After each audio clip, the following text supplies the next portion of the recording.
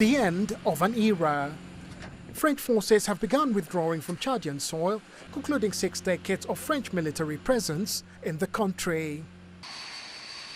A day after Chad ended its defense agreement on November 28th, Senegal also called on France to shut down all its military bases and withdraw its troops. Between 2020 and 2023, the French military was forced to leave Mali, Burkina Faso and Niger following military coups in those countries. Besides Senegal, the only other African countries hosting French military bases are Côte d'Ivoire, Gabon and Djibouti. Experts say the current drive is about states' sovereignty.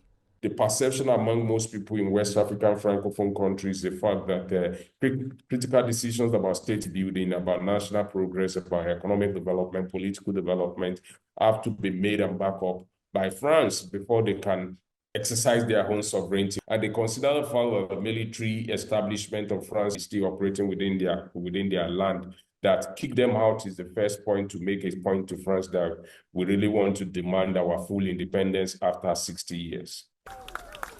French President Emmanuel Macron seems to have taken note of the changing tide.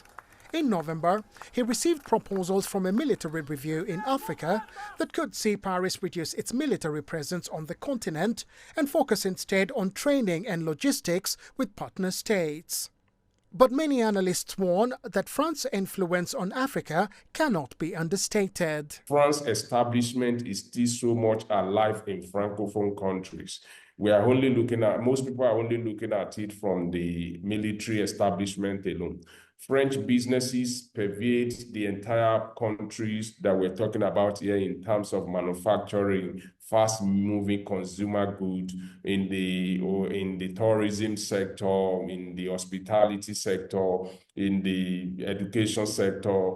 So, as Paris is forced to seek new engagement with Africa, experts insist it must engage African countries as equals in a win-win partnership. Robert Nagela, CGTN.